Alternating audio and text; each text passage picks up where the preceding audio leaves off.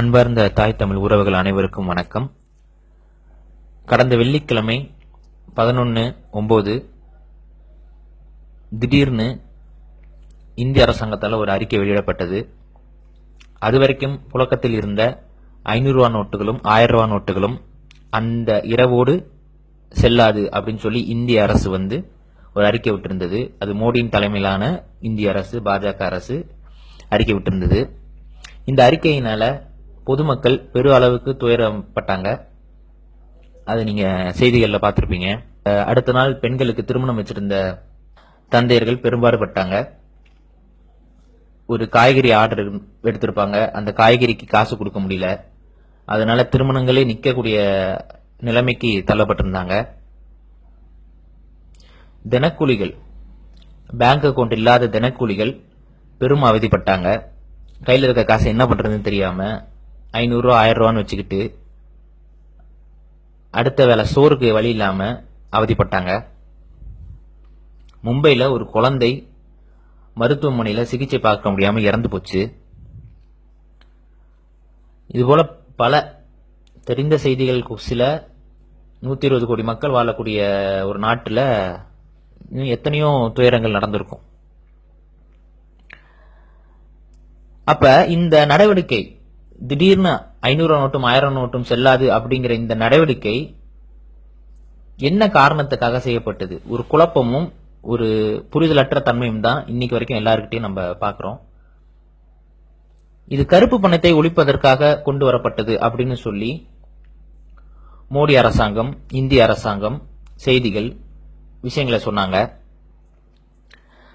ஆனா உண்மையாவே இதை செய்வதனால கருப்பு பணம் ஒழியுமா அப்படின்னு கேட்டா இல்ல அப்படிங்கிற ஒரு சோகமான ஒரு பதில் தான் நம்ம கிட்ட இருக்கு. ஏன் அப்படின்னு பாத்தீங்கன்னா, முதல்ல கருப்பு பணம் அப்படின்னா என்ன அப்படிங்கறத முதல்ல தெரிஞ்சுக்கணும். ஒரு சின்ன எடுத்துக்காட்டுக்கு சொல்றேன். இப்போ ஒரு நடிகர் ஒரு 50 கோடி ரூபாய் அவருக்கான நடிக்கிறதுக்கான தொகை அவர் வாங்குறாரு. ஒரு சினிமால நடிப்பதற்காக ஒரு 50 கோடி ரூபாய் வாங்குறாரு சம்பளமா. ஆனா அந்த 50 கோடியாவும் வரி கட்டாம தான் வாங்கிய சம்பளம் 25 கோடி தான் அப்படின்னு சொல்லி அரசாங்கத்திட்ட காமிச்சு அந்த 25 கோடிக்கான வரியை மட்டும் கட்டுறாரு. மிச்சம் இருக்கக்கூடிய அந்த 25 கோடி தான் கருப்பு பணம். அதாவது ஒரு பெரு முதலாளி தன்னுடைய உண்மையான சம்பாத்தியத்தை அரசாங்கத்திடமிருந்து மறைச்சு ஒரு குறைந்த வருமானத்தை காமிச்சு அந்த குறைந்த வருமானத்திற்கு மட்டும் கட்டக்கூடிய வரி பணம், அது போக இருக்கக்கூடிய அத்தனை காசுமே கருப்பு பணம்னு அழைக்கப்படும். அதாவது அரசாங்கத்துடைய கணக்கில் வராத பணங்கள் அனைத்தும் கருப்பு பணம். இது இந்தியாவில் பெருவாரியா நடந்துகிட்டு இருக்கு. ஆனா நம்ம புரிஞ்சுக்க வேண்டியது என்னன்னா, இப்படி சம்பாதிக்கிற கருப்பு பணத்தை யாருமே ஒரு பெரிய பங்களால, ஒரு காட்டுக்குள்ள இருக்கிற ஒரு பங்களால இல்ல மண்ணுக்கடியிலயோ பொட்டி பொட்டியாவோ இல்ல கண்டெய்னர்களோ பொட்டி பொட்டியா வச்சு பூட்டி வைக்கிறது கிடையாது. ஏன்னா இதெல்லாம் பேப்பர் கரன்சி. பேப்பர் கரன்சியை பதுக்கிறது மிக மிக கடினம்.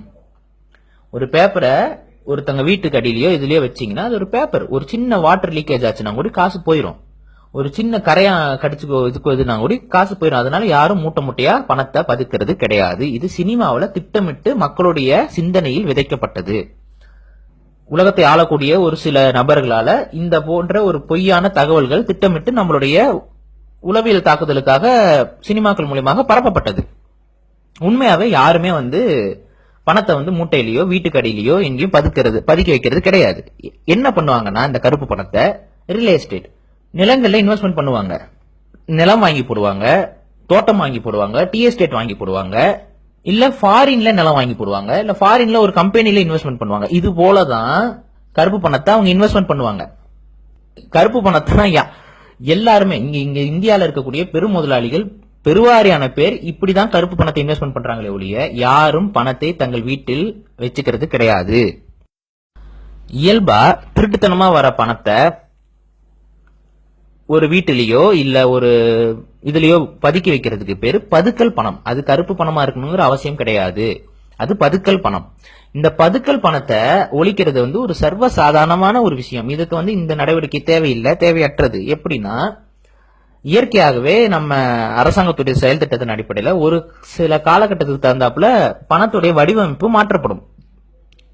பழைய 20 ரூபா நோட்டு பழைய இதெல்லாம் பாத்தீங்கன்னா அது மாறிடும். அந்த மாற்றப்படுற நோட்டு 10 வருஷத்துக்கு ஒரு தாட்டியோ 15 வருஷத்துக்கு ஒரு தாட்டியோ அந்த மாதிரி புது வடிவமைப்பை கொண்டு வருவாங்க.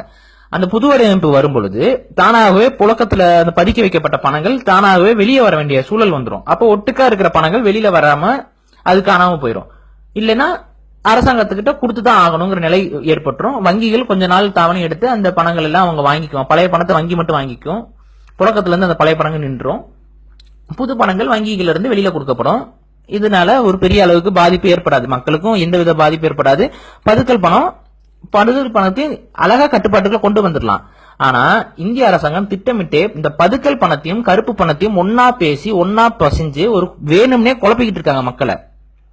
கருப்பு பணம்ங்கிறது நீங்க நினைக்கிற மாதிரி யாரும் வீட்டுக்குள்ள இப்படி வச்சுக்கிட்டு இருக்கிறது இல்ல. பதுக்கல் பணத்தை ஒழிக்கிறதுக்கு இந்த நடவடிக்கை தேவையற்றது.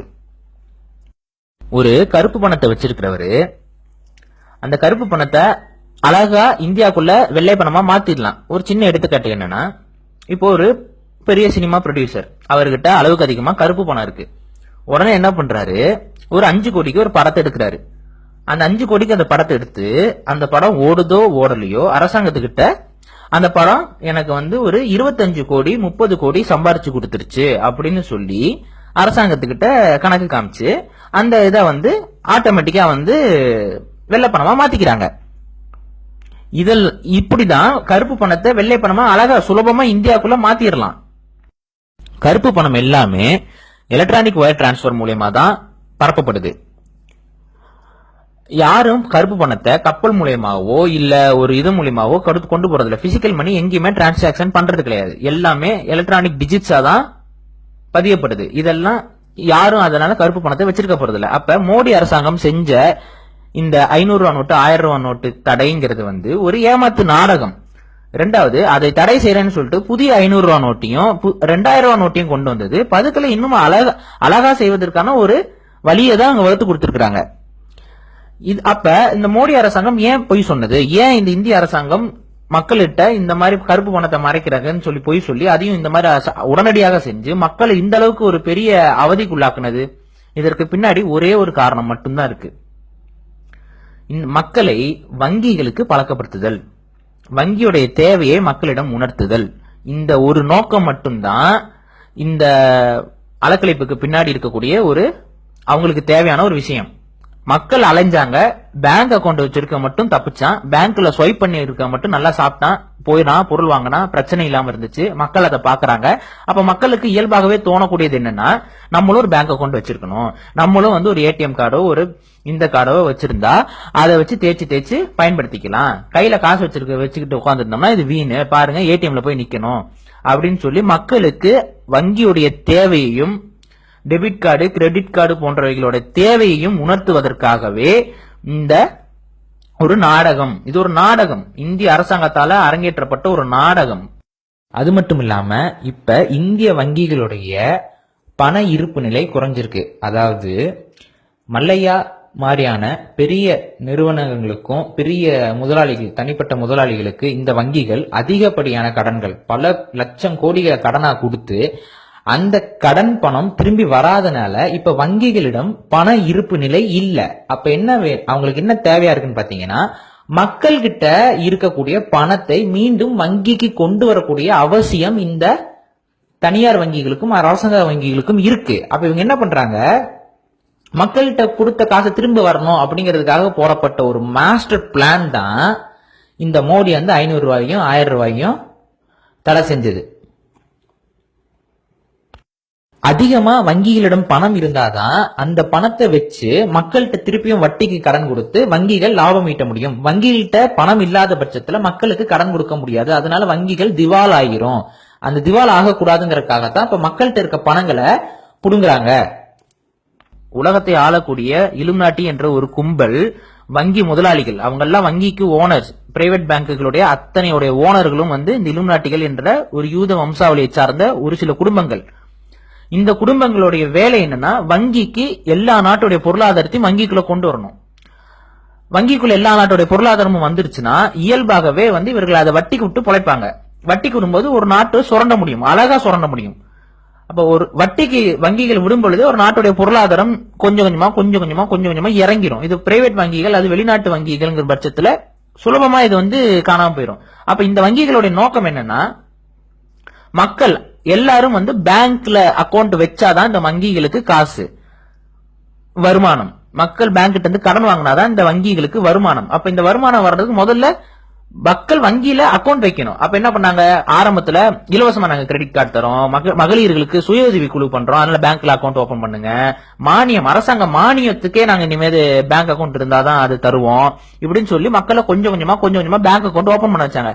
அப்படி இருந்தும் ஒரு சில மக்கள் பேங்க் அக்கௌண்ட் வாங்கவும் இல்ல, கிரெடிட் கார்டு, ஃப்ரீ டெபிட் கார்டுன்னு என்னதான் இவங்க திணிச்சாலும் அதை மக்கள் பயன்படுத்தவில்லை, பணத்தை தான் பயன்படுத்திட்டு இருந்தாங்க. ஏன்னா நம்ம மக்களுக்கு அந்த புதிய தேய்க்கக்கூடிய அந்த கிரெடிட் கார்டு, டெபிட் கார்டு அந்த அளவுக்கு பயன்பாட்டுக்குள்ள வரல. அப்ப அது பெருவாரியான பயன்பாட்டுக்கு கொண்டு வரதற்காகத்தான் இந்த ஒரு 5 நாள் அலக்கழிப்பு. இந்த அலக்கழிப்பு தொடரும், இது இன்னும் கொஞ்ச நாளைக்கு தொடர்ந்துகிட்டு இருக்கும். எல்லாரும் ஏடிஎம் கார்டும் இந்த டெபிட் கார்டுக்கும் மாறுற வரைக்கும் இது தொடர்ந்துகிட்டே இருக்கும். அப்ப இவங்களுடைய இது நோக்கம் தான் என்ன, இதுதான் ஆதார் அடையாள அட்டை. ஆதார் அடையாள அட்டையும் இதோட அடிப்படையில இருந்தா கொண்டு வரப்படுது. ஆதார் அடையாள அட்டை வாங்கும்போது என்ன சொல்லுவாங்கன்னா, இன்னும் கொஞ்ச நாள் இந்த ஏடிஎம் இது இருக்காது. இப்ப புதுசா என்ன சொல்றாங்கன்னா, ஆதார் அடையாள அட்டையை பயன்படுத்தி நீங்க காசு எடுத்துக்கலாம், போய்க்கலாம். ஆதார் அடையாள அட்டையை உங்க பேங்க் அக்கௌண்டோட இணைச்சிட்டு அதன் மூலியமாவே காசு எடுத்துக்கலாம், போயிட்டா இது மாதிரி ஒரு வங்கியே இயங்க ஆரம்பிச்சிருச்சு. இந்த வங்கி வந்துருச்சு, பெங்களூர்ல ஒரு வங்கி திறந்திருக்கிறாங்க. இன்னும் கொஞ்ச நாள்ல பாத்தீங்கன்னா ஆதார் அடையாள அட்டை கட்டாயமாக்கப்படும். ஏன் அப்படின்னா, ஆதார் அடையாள அட்டை கட்டாயமாக்கப்படக்கூடாதுன்னு சொல்லி இந்திய அரசாங்கத்துடைய சுப்ரீம் கோர்ட் உத்தரவு கொடுத்திருக்கு. ஏன் அப்படின்னா, அந்த ஆதார் அடையாள அட்டையை நீங்க பெறுவதற்கு உங்க கண்ணில் இருக்க ரெட்டினாவையும் கை ரேகையும் நீங்க அரசாங்கத்திட்ட கொடுக்குறீங்க. இது ஏன் ஆபத்தானது அப்படின்னு பாக்குறீங்கன்னா, இந்த ஆதார் அடையாள அட்டையை அரசாங்கம் தனியார் நிறுவனங்களுக்கு கொடுக்குது. எடுத்துக்காட்டுக்கு இந்த ஜியோ சிம் வாங்குறதுக்கு ஆதார் அடையாள அட்டையை பயன்படுத்திக்கலாம் அப்படின்னு சொல்லி இதெல்லாமே பயன்படுத்திக்கு வருது. அப்ப உங்களுடைய கைரேகையும் உங்களுடைய கண் இரட்டினாவும் ஒரு தனியார் முதலாளி கிட்ட போகுது. அப்ப அந்த தனியார் முதலாளிக்கு எதிரான நடவடிக்கைகள்ல நீங்க இறங்குனீங்கன்னா, இல்ல அந்த தனியார் முதலாளிக்கு உங்களுக்கு ஏதோ ஒரு பிரச்சனை, இல்ல ராம்குமார் கழுத்து அறுத்து கொன்ன மாதிரி ஏதோ ஒரு காரணமே இல்லாம மக்களுக்கும் ஒன்னும் புரியாத ஒரு காரணத்துக்காக உங்களை கொல்லணும்னு முடிவு பண்ணிட்டாங்கன்னா, உங்க கைரேகைய ஒரு கொலையாளியுடைய கத்தியிலேயோ துப்பாக்கியிலேயோ உங்க கைரேகையை ஒரு போலியா செஞ்சு, கைரேகையை போலியா செய்யறது ஃபேக் கைரேகையை செய்யறது ரொம்ப சுலபம். அப்படி செஞ்சு அந்த கொலை ஆயுதத்தின் மேல அந்த கைரேகையை வச்சுட்டு நீங்க தான் கொன்னீங்கன்னு உங்க மேல பழிய அழகா மார்க் பண்ணி போட்டுட்டு உங்களை தூக்கி உள்ள வச்சு தூக்கு தண்ணியோ இல்ல கொலையோ என்னமோ பண்ணிட்டு உங்களை அழகா அப்புறப்படுத்திடலாம். அப்ப உங்களுடைய கைரேகை உங்க கையில தான் இருக்கணும், அடுத்தவனுடைய பையில இருக்கக்கூடாது. இதை நீங்க முதல்ல உள்வாங்கிக்கணும். அப்ப ஆதார் அடையாள அட்டை ஒரு தனி மனிதனுடைய சுதந்திரத்தை, ஒரு தனி மனிதனுடைய பாதுகாப்புக்கு எதிரானது அப்படின்னு சொல்லி இந்த கேஸ் ஜெயிச்சு சுப்ரீம் கோர்ட் ஆதார் அடையாள அட்டையை கட்டாயப்படுத்தக்கூடாதுன்னு சொல்லியாச்சு. ஆனாலும் இந்த ஆதார் அடையாள அட்டையை இன்னைக்கு திணிச்சுக்கிட்டு இருக்காங்க. ஆதார் அடையாள அட்டையை வங்கி கணக்கோடு இன்னைக்கு ஒன்னு சேர்த்திருக்கிறாங்க. ஆதார் அடையாள அட்டையை பயன்படுத்தியே காசு எடுக்க முடியும், காசு எடுக்கக்கூடிய வங்கிகள் பெங்களூர்லயே வந்துருச்சு. அப்ப இதோட இந்த ஆதார் அடையாள அட்டை எதற்கு கொடுக்கறாங்கன்னு பாத்தீங்கன்னா, இந்த கேஷ்லெஸ் எக்கனாமி, இதுதான் பணமற்ற ஒரு பொருளாதாரம். பணமற்ற பொருளாதாரம்னா ஒட்டுமொத்த இந்திய பொருளாதாரத்தையும் இந்த வங்கிகளுடைய கட்டுப்பாட்டுக்குள்ள கொண்டு வந்துட முடியும். சிறு வணிகர்கள் அத்தனை பேரும் அவுட். புரோட்டா கடை வச்சிருக்கிறவன், தள்ளுவண்டி கடை வச்சிருக்கிறவன், ரோட்டு ஓரத்துல மீன் விற்கிறவங்க, அவங்க என்ன ஸ்வைப்பிங் மிஷினை வாங்கி பர்மிஷன் வாங்கி ஸ்வைப்பர் வாங்கி வச்சு பண்ணிட்டு இருக்க போறாங்க. ஆதார் அடையாள அட்டையை வங்கியோட இணைக்கிறதுடைய அடிப்படை காரணம் என்னன்னா, கேஷ்லெஸ் எக்கனாமி, பணமற்ற ஒரு பொருளாதாரத்தை கொண்டு வருது. பணமற்ற ஒரு பொருளாதாரத்தை கொண்டு வரும் பொழுது அந்த பொருளாதாரம் முழுக்க வங்கிகளால் கட்டுப்படுத்த முடியும். இந்த வங்கிகளை இலுமினாட்டிகள் அழகா கட்டுப்படுத்திக்கிட்டு இருக்காங்க. ஏன்னா வங்கிகளுடைய முதலாளிகளே இலுமினாட்டிகள் தான், அவங்க தான் பேங்கர்ஸ். நீங்க இணையதளத்துல சாதாரணமா இதை தேர்ந்தீங்கன்னாவே உங்களுக்கு அந்த இலுமினாட்டிகளை பத்தியும் இந்த வங்கிகளுடைய கட்டமைப்பு பத்தியும், இந்த வங்கிகள் எப்படி அரசாங்கங்களை கட்டுப்படுத்துது, எப்படி அரசாங்கங்கள் மக்கள்கிட்ட பொய் சொல்லிட்டு இருக்காங்க, இந்த வங்கிகள் அரசாங்கத்தோட இதுன்னு சொல்லி பொய் சொல்லிட்டு இருக்காங்க அப்படிங்கறதெல்லாம் இணையதளத்தை கொஞ்ச நேரம் நோண்டி பாத்தீங்கன்னாவே தெரியும். அப்ப இந்த பெரும் முதலாளிகள் முழுக்க நம்மளுடைய பணங்களை, நம்மளுடைய கையில இருக்கக்கூடிய பொருளாதாரத்தை இவர்கள் சுரண்டுவதற்கு தான் பாக்குறாங்க. இன்னும் கொஞ்ச நாள்ல நிலங்கள் வாங்கக்கூடாதுன்னு கூட சட்டம் கொண்டு வருவாங்க. 2020 இந்தியால காசு இருக்காது, பணம் இருக்காது, பணத்திற்கு முழுமையா இந்த இருக்க பணம் எதுவுமே செல்லாது, எல்லாம் பேங்க் அக்கௌண்ட்ல போடுங்க, கையில இருக்க ஏடிஎம் கார்டையும் கிரெடிட் கார்டு டெபிட் கார்டை வச்சுக்கிட்டு தான் நீங்க பொருள் வாங்க முடியுங்கிறத நிலைமையை கொண்டு வர போறாங்க. அந்த நிலைமையை கொண்டு வரதற்கு தான் பிளிப்கார்டு, அமேசான்னு பெரு நிறுவனங்களை கொஞ்சம் கொஞ்சமா கொண்டு வந்து உள்ள திணிச்சுக்கிட்டு இருக்காங்க. காய்கறியை விற்கிறதுக்கு கூட வெப்சைட் வந்துருச்சு. இன்னும் கொஞ்ச நாள்ல ரோட்டோரத்தில் இருக்கிற காய்கறி அம்மானால காய்கறி விற்க முடியாது. புரோட்டா தள்ளு வண்டி கடை எப்படி எதை வச்சு காசே இருக்காது, எல்லாமே டிஜிட்டல் மணி தான். இதுதான் அவங்க கொண்டு வர போறாங்க. இதுதான் அவங்களுடைய உச்சகட்ட திட்டம். இந்த உச்சகட்ட திட்டம் வந்துருச்சுன்னா முழுக்க முழுக்க நம் மக்கள் ஓபன் அடிமை, ஒரு வெளிப்படையான திறந்த சிறைச்சாலை தான் இந்திய நாடாகவே மாறி நிற்கும். 120 கோடி மக்களும் ஒரு சிறைச்சாலைக்குள்ள மாட்டிக்குவாங்க. அந்த சிறைச்சாலையிலிருந்து வெளியிலையும் கூடி வர முடியாது. ஏன்னா அவங்க கையில பொருளாதாரம் இருக்காது, நிலங்களை வாங்க முடியாது, சொத்து இருக்காது. நீங்க சம்பளம் வாங்குவீங்க, செலவு செய்வீங்க, செத்துருவீங்க. சொத்துங்கிற ஒரு கான்செப்டே இருக்காது, யாருக்காகவும் சேர்க்க முடியாது.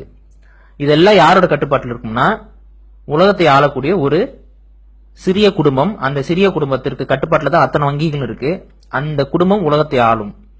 இதெல்லாம் கொஞ்சம் கொஞ்சமா படிப்படியா நடந்துகிட்டு இருக்கு. 2020 இந்தியாவில் ஒரு பெரிய மாற்றம் வரப்போகுது. அந்த மாற்றத்தை தடுக்கணும்னா முடிஞ்ச வரைக்கும் மக்கள் வங்கிகளிடமிருந்து கடன் வாங்குறதை தவிருங்க. ஒரு பைக் வாங்குறதையும் கார் வாங்குறதுக்கும் நீங்க வாங்குற கடன் அந்த வங்கிகளுக்கு பெரிய அளவுக்கு லாபத்தை ஈட்டி கொடுக்குது. ஒரு சின்ன எடுத்துக்காட்டுக்கு சொல்றேன். ஒரு 10 ரூபா நீங்க கடன் வாங்குறீங்க, அந்த 10 ரூபா ஒரு வருஷத்துல இன்னொரு 10 ரூபாயா மாறுதுன்னு வச்சுக்குவோம். அந்த 10 ரூபா குட்டி போடல, அந்த பேப்பர் ரெண்டா பிரியல, இல்ல இன்னொரு 10 ரூபா அங்க அடிக்கப்படல, நீங்க வச்சிருந்த அந்த 10 ரூபா உடைய மதிப்பு குறைஞ்சிருச்சு. நீங்க அந்த 10 ரூபாய்க்கு ஒரு கத்திரிக்காய் வாங்கிட்டு இருந்திருப்பீங்க. ஆனா இப்ப நீங்க 10 ரூபா கொண்டு போய் கொடுத்தா கத்திரிக்காய் வாங்க முடியாது, 20 ரூபா கொண்டு வாம்பா. அப்ப உங்க 10 ரூபாயோட மதிப்பு இறங்கும். ஏன்? வட்டிக்கு கொடுக்க கொடுக்க பணத்துடைய மதிப்பு இறங்கும், நாட்டுல வறுமை வளரும். அப்ப நீங்க பாருங்க, ஒரு கார் வாங்கினாலும் இன்னைக்கு வட்டிக்கு வாங்கி தான் நம்ம வாங்குறோம், ஒரு பைக் வாங்கினாலும் நம்ம இன்னைக்கு வட்டிக்கு வாங்கி தான் வாங்க முடியுது. இதை முதல்ல தவிர்க்கணும். ரெண்டாவது, நிலங்கள்ல வாங்கி போட்டுருங்க. விவசாயிகள் நிலங்களை வித்துறாதீங்க. காசுக்காகவோ வீடு கட்ட போறேனோ நிலங்களை வித்துறாதீங்க. விவசாயிகள் நிலங்களை தக்க வச்சுக்கோங்க. ஆடு மாடுகளை வாங்குங்க, நிலங்களை வாங்குங்க. தற்சார்பு பொருளாதாரத்துக்கு போனா மட்டும்தான் உங்களை நீங்க காப்பாத்திக்க முடியும். ஏன்னா இந்தியால இன்னும் கொஞ்ச நாள்ல காசே இருக்காது. 2020 காசை முடிச்சிருவானுங்க. இந்த உலக வங்கிகள் இந்த திட்டத்துல தான் போயிட்டு இருக்காங்க. இவங்க ரொம்ப பக்காவா பிளான் பண்ணி அதை நகர்த்தி கொண்டு போயிட்டு இருக்காங்க. பேடிஎம்லாம் வந்துருச்சு, இந்தியால பேடிஎம் வந்துருச்சு. அதுக்கு பிராண்ட் அம்பாசிடரா யார் இருக்கான்னு உங்களுக்கும் தெரியும். பாத்துக்கோங்க, இந்த திட்டம் மிக ஆபத்தானது. இப்ப இன்னைக்கு நடந்த அலக்கழிப்பு முழுக்க முழுக்க வங்கிகளுக்கு சாதகமானது. மக்களை வங்கி அக்கௌண்ட் இல்லாம மக்கள்னால வாழ முடியாதுங்கிற நிலைமையை உருவாக்குவதற்குத்தான் இந்த அலக்கழிப்பு நாடகம். இது அலக்கழிப்பு மட்டும்தான். இதனால கருப்பு பணமும் ஒழியாது, பதுக்களும் வெளியில வராது. இது அப்பட்டமான ஏமாத்து வேலை. நாளைக்கு ஆதார் அடையாள அட்டை கட்டாயமாக்கப்படும். ஆதார் அடையாள அட்டை கட்டாயமாக்கப்பட்டுச்சுன்னா நிச்சயமாக பணமற்ற ஒரு இந்தியாவுக்கு நம்ம போவோம். பணமற்ற இந்தியாவில் நாம் எல்லாம் அடிமைகள், அத்தனை தேசிய இனங்களும் அடிமைகள். இந்த இந்தியா ஒரு சிறிய வணிக கும்பலால் ஆளப்படுகிறது. ஜெயின மதத்தை அவர்கள் மதமாக கொண்ட ஒரு வணிக கும்பலால் இந்த இந்தியா ஆளப்படுகிறது. உலகத்தை ஆள்றவங்க வேற, இந்தியாவை ஆள்றவங்க இந்த ஒரு வணிக குடும்பம். இந்த வணிக குடும்பம் நம்மளை சுரண்டி பிழைக்கும். பூர்வீக குடிகள் அத்தனையும் வறுமைக்கு போவாங்க, அடிமைகளாக்கப்படுவாங்க. அதனால முடிஞ்ச வரைக்கும் மக்களிடம் இந்த விஷயத்தை சொல்லுவோம். இந்த அலக்கழிப்பு நாடகத்தை அம்பலப்படுத்துவோம். இது ஒரு ஏமாத்து வேலை, இது ஒரு சதி திட்டம். உலக அரசியலுக்கு அண்டி பிழைக்கக்கூடிய ஒரு அரசியல் திட்டமாகத்தான் இந்தியா இன்னைக்கு வரைக்கும் செஞ்சுக்கிட்டு இருக்கு. இதை தடுக்க ஒரே வழி தற்சார்பு பொருளாதாரத்துக்கு மாறுவது. தற்சார்பு பொருளாதாரத்தை ஆதரிக்க அரசியல் தலைவர்களை மக்கள் ஆதரிக்கணும்.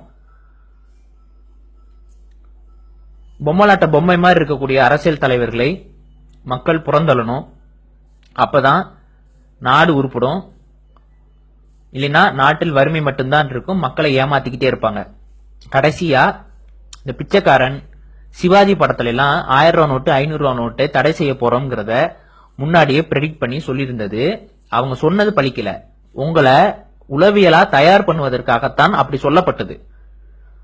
1000 ரூபா நோட்டு 500 ரூபா நோட்டையும் ஒழிச்சிட்டா கருப்பு பணம் ஒளிஞ்சிரும் அப்படின்னு சொல்லி உங்களை உளவியலா தயார்படுத்துவதற்காகத்தான் படங்கள்ல அந்த மாதிரியான டயலாகும் அந்த மாதிரியான காட்சிகளும் அமைக்கப்பட்டது. இதெல்லாம் உங்களை பக்குவப்படுத்துவதற்காக, மக்களை முட்டாளாக்குவதற்காகத்தான் இந்த அரசாங்கம் செயல்பட்டு இருக்கு. இந்த அரசாங்கத்துக்கு பின்னாடி இந்த அரசாங்கத்தை இயக்குபவர்கள் மிக கொடிய மோசமான மனிதாபிமானமற்ற மனிதமற்ற வங்கி முதலாளிகள். இதை நீங்க முதல்ல புரிஞ்சுக்கிட்டு நம்மளை நாமே காப்பாற்றிக் கொள்வோம், தற்சார்பு பொருளாதாரத்துக்கு திரும்புவோம். உள்நாட்டு பொருட்களை வாங்குங்க, உள்நாட்டு உற்பத்தியாளர்களை ஆதரிங்க, நாட்டு பொருட்களை வாங்குங்க, கோல்கேட்டு க்ளோஸ்அப்ப தூக்கி போடுங்க. சுயமா தொழில் முனையணும்னு ஆசைப்படுறவங்க உள்நாட்டு தொழில்களை முனைங்க. வெளிநாட்டு இதுக்கு பிரான்சைஸ் எடுக்கிறது, வெளிநாட்டு பொருட்களை உள்ள கொண்டு வந்து இறக்குமதி பண்ற தொழிலுக்கு போகாதீங்க. சுயமாக உருவாக்குங்க, உற்பத்தி பொருளாதாரத்தை பெருக்குங்க. உற்பத்தி பொருளாதாரம் இல்லாத நாடு ஒருபோதும் உருப்படாது. இந்தியா உற்பத்தி பொருளாதாரத்தில் முட்டை. இதை நீங்க முதல்ல புரிஞ்சுக்கணும். இந்தியாவிடம் உற்பத்தியே கிடையாது, சீனாவிடம் உற்பத்தி இருக்கு. அதனால சீனா வளர்ந்துகிட்டே இருப்பான். இந்தியா கிட்ட உற்பத்தியே கிடையாது. உற்பத்தி அளிப்பதற்கான திட்டத்தை தான் இவங்க போடுறாங்க. உற்பத்தி பொருளாதாரம் வேணும், விவசாயத்தில் கவனம் செலுத்துங்க, ஆடு மாடுகள் வாங்குங்க. அதுக்கு தான் ஒரு நாட்டுடைய பொருளாதாரத்தை உயர்த்தும்.